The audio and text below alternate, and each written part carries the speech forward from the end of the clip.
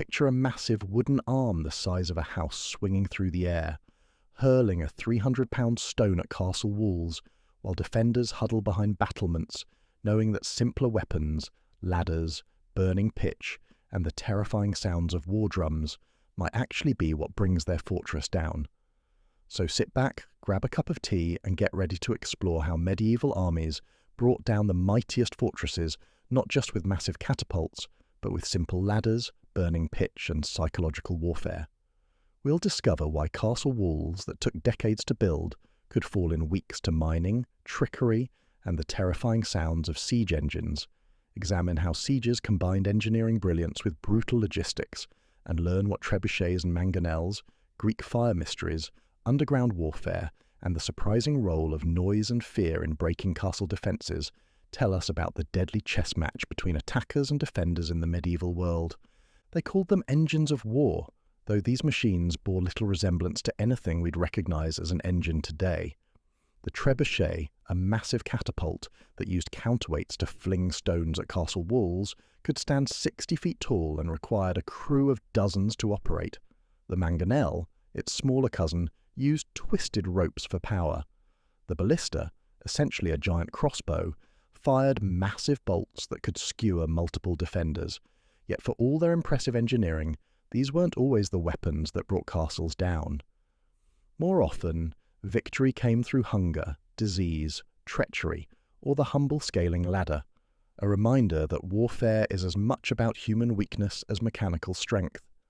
Medieval siege warfare represented the collision of engineering genius with brute force logistics. Building a trebuchet on site required master carpenters, specialized knowledge, and massive amounts of timber. Feeding an army camped outside castle walls for months demanded supply lines stretching back hundreds of miles. Mining under foundations called for experienced sappers, often recruited from mining regions. Every siege became a race against time. Would the castle's food run out before the besieging army's money? Would disease in the siege camp force retreat before the walls fell? Would relief forces arrive before the final assault? These questions shaped medieval warfare far more than the popular image of catapults battering down walls. Understanding siege warfare requires grasping the fundamental imbalance between attack and defense in the medieval period. A well-built castle with adequate garrison and supplies could hold out almost indefinitely against conventional assault. Stone walls resisted the projectiles of the era. Height advantage made defending archers devastatingly effective. Multiple defensive layers, moats, outer walls, inner keeps, meant attackers had to win multiple battles. This defensive superiority explains why sieges often lasted months or even years, becoming tests of endurance rather than strength. It also explains why psychological warfare, deception, and betrayal played such crucial roles. When walls proved impregnable, attacking the minds of defenders often proved more effective. The trebuchet stands as medieval siege warfare's most iconic weapon, yet its development came surprisingly late. Unlike the ancient Roman catapults that used twisted ropes, torsion, trebuchets used gravity and counterweights. The arm, sometimes over 50 feet long, pivoted on an axle. A massive counterweight, often a box filled with stones or earth weighing 20 tons or more, provided the power. When released, the weight fell, whipping the arm upward and launching projectiles from a sling at the arm's end. This design proved both more powerful and more reliable than earlier siege engines, capable of hurling 300-pound stones over 300 yards with reasonable accuracy. Two types of trebuchets dominated medieval battlefields. The traction trebuchet, the earlier design, used human muscle power. Teams of men pulled ropes attached to the short end of the arm, providing the force to launch projectiles. While less powerful than later designs, traction trebuchets could achieve rapid rates of fire, crucial when trying to create a breach before defenders could repair damage. The counterweight trebuchet, developed in the 12th century, revolutionized siege warfare. Using gravity rather than muscle power meant consistent, powerful shots. The largest could demolish stone walls, though building such monsters required enormous resources and engineering expertise. The physics of trebuchet operation fascinated medieval engineers. They discovered that a hinged counterweight, which could swing during launch, delivered more power than a fixed weight. The sling at the projectile end effectively lengthened the throwing arm at the crucial moment of release, increasing velocity. Trajectory calculations, while not mathematically precise by modern standards, relied on experience and careful observation. Master engineers marked successful settings, creating primitive firing tables. The best engineers commanded high fees, their expertise often determining siege outcomes. But trebuchets had limitations that Hollywood siege scenes rarely show. Construction took weeks or months, during which defenders weren't idle. The massive machines required cleared, level ground, difficult to find near well-sited castles. Their slow rate of fire, perhaps one shot every 15 minutes for the largest, meant creating a practical breach required multiple machines firing in concert. Weather mattered enormously. Rain made wooden components swell and ropes stretch, ruining accuracy. Wind affected projectile flight. Cold made materials brittle. Many sieges paused during winter not from chivalrous courtesy, but engineering necessity. The Warwolf, perhaps history's most famous individual siege engine, demonstrated both the power and impracticality of giant trebuchets. Built for Edward I's siege of Stirling Castle in 1304, it reportedly took 5 master carpenters and 50 workers 3 months to construct. Contemporary accounts describe it as so terrifying that the garrison offered surrender before it fired. Edward refused, insisting on demonstrating his weapon. When it finally launched, the Warwolf demolished an entire wall section with a single shot. Yet this supreme achievement also showed the weapon's weakness. 3 months of construction for one shot hardly represented efficient warfare. Mangonels offered a more practical alternative for many sieges. These smaller catapults used twisted rope skeins for power, the torsion principle inherited from Roman designs. While less powerful than trebuchets, mangonels could be built faster, required fewer materials, and achieved higher rates of fire. Their lower, flatter trajectory made them ideal for targeting defenders on walls rather than the walls themselves. Mounted on wheeled frames, they provided mobile artillery support during assaults. Many commanders preferred multiple mangonels to a single giant trebuchet, trading raw power for flexibility and sustained bombardment. The ballista, essentially an oversized crossbow, filled a different tactical niche. Using similar torsion principles to the mangonel but configured horizontally, ballista fired massive bolts or stones along flat trajectories.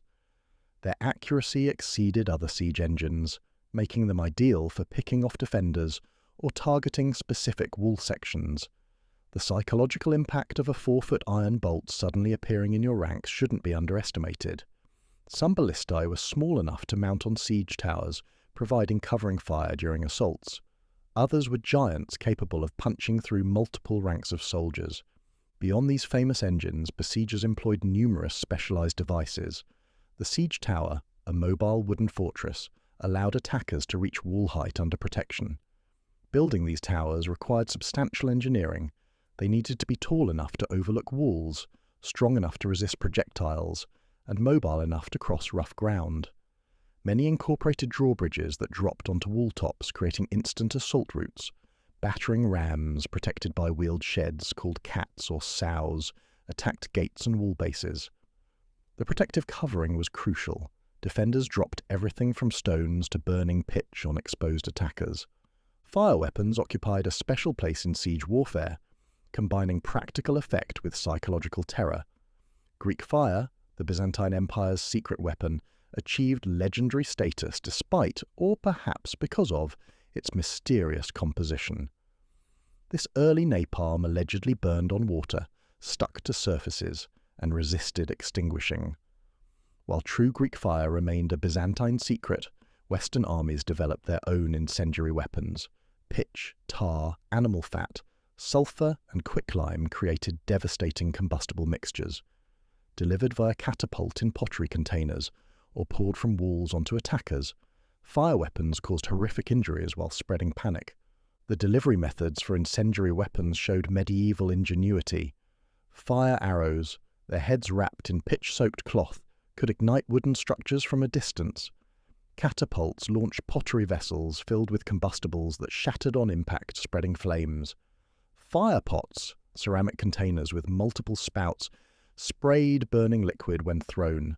Some armies used primitive flamethrowers, hand pumps that sprayed naphtha or similar substances through metal tubes.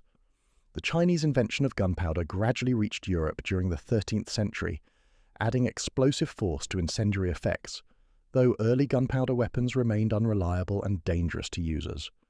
But perhaps the most decisive siege technique involved no dramatic machinery. Mining and sapping attacked castles from below. Specialized miners, often recruited from metal mining regions like the Forest of Dean or the Harz Mountains, dug tunnels toward castle foundations. The goal wasn't to create an entry tunnel, too easily defended, but to undermine walls or towers. Miners excavated chambers beneath foundations, supporting the ceiling with wooden props. Once complete, they filled the space with combustibles and set it ablaze. When the props burned away, the masonry above collapsed into the void, creating a breach. Mining operations required sophisticated engineering. Tunnels needed proper angles to avoid detection and reach targets. Ventilation shafts prevented suffocation. Drainage handled groundwater. Surveying techniques using chords and geometric principles ensured tunnels headed the right direction. The work was dangerous beyond modern comprehension. Cave-ins killed entire mining crews. Defenders who detected mining operations might countermine, leading to vicious underground battles by torchlight. Some defenders flooded mines, drowning attackers. Others pumped smoke into tunnels or released bees, seemingly comical but potentially lethal in confined spaces. The acoustic detection of mining showed medieval ingenuity. Defenders placed bowls of water on the ground. Ripples revealed underground digging. Some hung bells or placed peas on drumheads to detect vibrations. Once mining was suspected, defenders dug countermines to intercept enemy tunnels. The resulting underground encounters were nightmarish, hand-to-hand combat in narrow tunnels, sometimes fought in total darkness, when torches were extinguished. Specialized weapons evolved for tunnel fighting, short swords, daggers, and even early firearms once gunpowder arrived. Mining and countermining became a deadly game of three-dimensional chess. Yet for all the engineering marvels, humble scaling ladders brought down many castles. A determined assault with ladders remained the fastest way to take a fortress, if also the bloodiest. Ladder construction required careful engineering. They needed to be light enough to carry but strong enough to bear armoured men. Hooks at the top prevented easy dislodging. Multiple ladder assaults from different directions divided defender attention. The first men-up ladders faced almost certain death, making these assaults dependent on finding enough brave or desperate volunteers. Sometimes criminals were offered pardons, debtors forgiveness, or mercenaries bonuses for being first up the walls. Defensive innovations constantly evolved to counter siege techniques. Machicolations, stone galleries projecting from wall tops, allowed defenders to drop objects on attackers at wall bases while remaining protected. Murder holes in gateway ceilings served similar purposes. Concentric castle designs presented multiple defensive lines, each higher than the last, allowing defenders to fall back while maintaining advantage. Moats did more than look imposing. They prevented mining, kept siege engines at distance, and channeled attacks into killing zones. Some castles built on solid rock made mining impossible, forcing attackers to rely on starvation or assault. The barbican, a fortified outwork protecting castle gates, showed sophisticated defensive thinking. These mini-fortresses forced attackers to capture a preliminary strongpoint before reaching main gates. Often connected to castles by narrow bridges, barbicans could be isolated and sacrificed if overwhelmed. Their designs incorporated tricks learned from centuries of siege warfare, offset entrances preventing direct charges, multiple portcullises creating trap zones, and murder holes for eliminating enemies caught between gates. The best barbicans became death traps for overconfident attackers. Psychological warfare played a larger role than popular histories suggest. The sight and sound of siege engines had profound effects on defender morale. Trebuchets were often named War Wolf, the Messenger, Evil Neighbour, personalizing their threat. The rhythmic pounding of battering rams continuing day and night wore down psychological defenses. Drums, horns, and war cries maintained constant noise, preventing sleep and fraying nerves. Some armies employed specialists in psychological operations, spreading rumours about the horrible fates awaiting resistant garrisons or the generous terms offered to quick surrenderers. Display of captured defenders amplified psychological pressure. Prisoners might be mutilated in sight of walls, hands cut off, eyes put out, then released to spread terror. More subtle approaches included allowing escaped prisoners to return with false information about the besiegers' strength or intentions. Religious processions around castle walls, calling on God to strike down defenders, attacked spiritual morale. During the siege of Jerusalem in 1099, crusaders processed barefoot around the walls, deliberately echoing Joshua at Jericho. Whether from divine intervention or psychological impact, the city fell days later. Siege logistics often determined outcomes more than military engineering. Feeding thousands of soldiers for months required enormous organisation. A besieging army of 5,000 men might need 7,500 pounds of grain daily, plus meat, vegetables and wine or beer. Horses needed fodder, 20 pounds per animal per day. This meant constant supply convoys vulnerable to raids. Local foraging quickly exhausted surrounding countryside, forcing longer supply lines. Merchants followed armies, creating temporary cities with markets, brothels and taverns. These camp followers might outnumber soldiers, multiplying supply requirements. Water presented unique challenges. Castles were built to control water sources, often incorporating wells or cisterns. Besiegers needed reliable water for men, horses and construction. Rivers might be dammed or diverted, both to deny defenders water and to drain moats, but such projects required massive labour and exposed workers to defender missiles. Contaminated water spread disease faster than enemy action. Dysentery, typhoid and other waterborne illnesses decimated siege camps. The longer a siege lasted, the more disease favoured defenders sheltered within walls. Seasonal considerations shaped siege planning. Spring and summer offered forage for horses and warmth for camping, but also brought disease. Autumn provided harvest supplies, but risked being caught by winter. Winter sieges faced terrible hardship. Men froze in tents, siege engines became brittle, and supply became nightmarish. Yet winter also favoured attackers in some ways. Leafless trees provided less cover for defender sallies, frozen moats could be crossed, and desperate defenders might negotiate rather than face starvation in cold months. Many commanders planned sieges to climax in late autumn, using approaching winter as additional pressure. The economics of siege warfare strained medieval kingdoms. Paying soldiers, especially specialists like engineers and miners, cost fortunes. Siege equipment consumed vast resources. A large trebuchet might require 60 massive oak trees. Lost agricultural production as peasants fled, or were conscripted damaged economies for years. The French calculated that the siege of Château Gaillard cost more than building the castle originally. This economic reality meant many sieges involved negotiation from the start, with both sides posturing while seeking face-saving solutions. Deception and trickery offered alternatives to costly frontal assault. False retreats might lure defenders into ambushes. Fake siege equipment, logs painted to look like cannons in later periods, multiplied apparent strength. Night attacks on festival days exploited reduced vigilance. The siege of Antioch during the First Crusade succeeded through bribing a guard to open gates. Poisoning water supplies, while considered dishonourable, occurred regularly. Spreading disease, catapulting dead animals or plague victims into castles, represented biological warfare. Medieval warfare's supposed chivalry often vanished when fortunes and lives hung in balance. The Trojan horse found medieval echoes in various deceptions. Soldiers might hide in supply wagons or disguise themselves as merchants or pilgrims. During one siege, attackers hid soldiers in large wine barrels delivered as tribute. False intelligence could be more valuable than siege engines. Forged letters suggesting relief forces had been defeated or allies had switched sides might prompt surrender. Double agents posing as deserters gathered intelligence or spread defeatism. The successful commander combined engineering skill with cunning, worthy of Odysseus.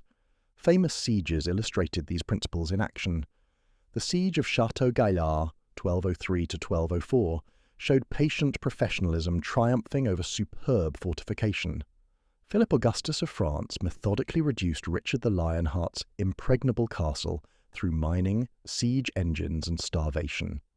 The final assault succeeded when soldiers climbed through latrine chutes, an undignified but effective entry. Constantinople's fall in 1453 demonstrated gunpowder's growing importance, as Ottoman cannon finally breached walls that had resisted centuries of conventional siege weapons.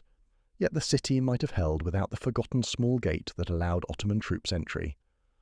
The Siege of Acre, 1291, marked the effective end of Crusader states in the Holy Land.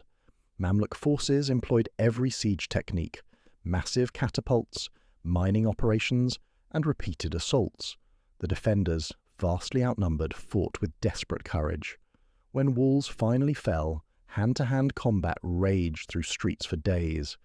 The siege showed how political will mattered as much as military might. European kingdoms, exhausted by decades of crusading, couldn't muster relief forces. Acre's fall demonstrated that without external support, even the strongest fortifications eventually succumbed. Orleans, 1428 to 1429, revealed siege warfare's psychological dimensions. English forces had methodically tightened their grip on the city, building fortified positions to cut supplies. French morale plummeted until Joan of Arc's arrival transformed the situation. Her presence inspired defenders, while unnerving English troops who faced possible divine opposition. The relief of Orleans showed how leadership and morale could overcome material disadvantage. Joan's strategic insight, attacking isolated English fortifications rather than waiting passively, demonstrated that aggressive defence often succeeded where passive resistance failed.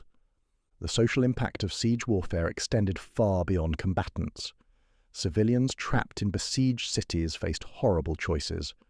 Food shortages meant non-combatants, women, children, elderly, might be expelled to conserve supplies, forced to survive in no man's land between armies. Besiegers rarely allowed these useless mouths through their lines, creating humanitarian disasters. Contemporary accounts describe expelled civilians dying of starvation within sight of city walls, their pleas ignored by both sides. Such cruelty served tactical purposes, pressuring defenders who watched their families suffer. Siege warfare created new social classes and career paths. Professional military engineers commanded respect and high wages. Master gunners, once gunpowder arrived, formed exclusive guilds protecting trade secrets. Specialist miners passed skills through families, creating hereditary expertise. Siege warfare's complexity meant literate numerate commanders gained advantage over traditional warrior nobles. This professionalization of warfare contributed to broader social changes, as technical expertise challenged hereditary privilege. The laws and customs governing siege warfare evolved through bitter experience. By high medieval period, established conventions governed surrender negotiations. Garrison commanders who surrendered promptly might march out with honours, flags flying, weapons retained. Those who resisted until walls were breached faced harsher terms. Soldiers enslaved, officers ransomed, civilians subjected to sack. The threat of sack served as powerful inducement to negotiate. Yet customs also protected negotiators, established truces for removing wounded, and sometimes allowed civilians to leave before assault. These conventions balanced military necessity with rudimentary humanitarianism.